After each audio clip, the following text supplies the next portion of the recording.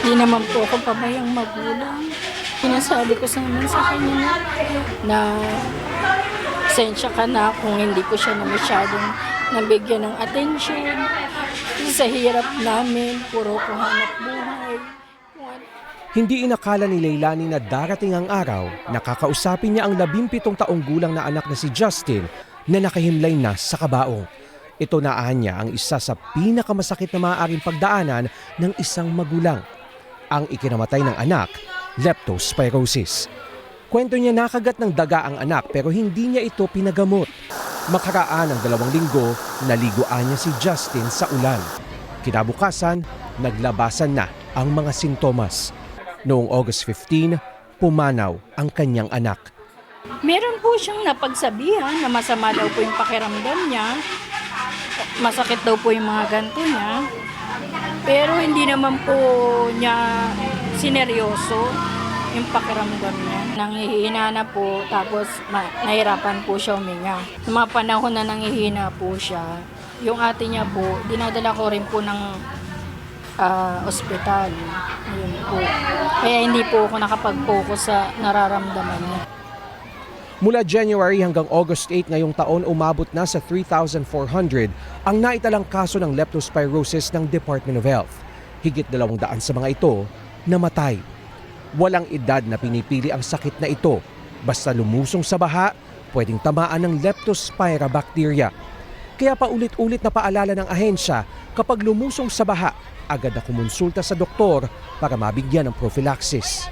Kapag wala po silang sintomas o wala naman po silang sugat, pwede din po itong pumasok sa katawan, sa ating mga mucous membrane tulad ng bibig, sa ating mata kapag tayo ay natalsikan. Hindi lamang po ito pumapasok sa sugat lang. Kaya mahalaga po ang pag-inom ng prophylaxis. Sa loob po, importante po ang timing kasi dapat po sa loob ng 24 to 72 hours o 1 to 3 days ay makainom na po ng prophylaxis simula nung pagkababad o pagka-expose po sa tubig pa. May iba-ibang klasifikasyon ang banta ng leptospirosis. Kapag low risk po, ito po yung mga isang beses lumusong sa baha at walang sugat sa katawan, sila po ay iinom ng 2 capsule ng 100 mg na doxycycline. Kapag naman po moderate risk o yung may sugat na napalusong sa baha, sila po ay iinom ng doxycycline 2 capsule sa loob ng 3 hanggang 5 araw. Kapag continuous risk or yung mga mas high risk na mga individual, inom po sila ng 2 capsule kada linggo. So once a week po, 2 capsules hanggang sa wala na po silang exposure sa baha. Nasa contiguous o high risk ang mga paulit-ulit na lumulusong sa baha, gaya ng mga responder at iba pang nagtatrabahong nakababad sa maruming tubig. Pero bukod sa leptospirosis, pwede ring dapuan ng ibang sakit sa panahon ng tag-ulan tulad ng influenza-like illnesses, dengue at waterborne diseases gaya ng cholera at amoebiasis. Alinman sa mga sakit na ito, pwedeng maging malubhang banta kung papabayaan.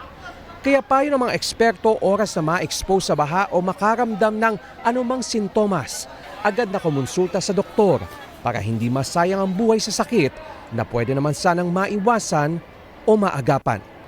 Rafael Bosano, ABS-CBN News.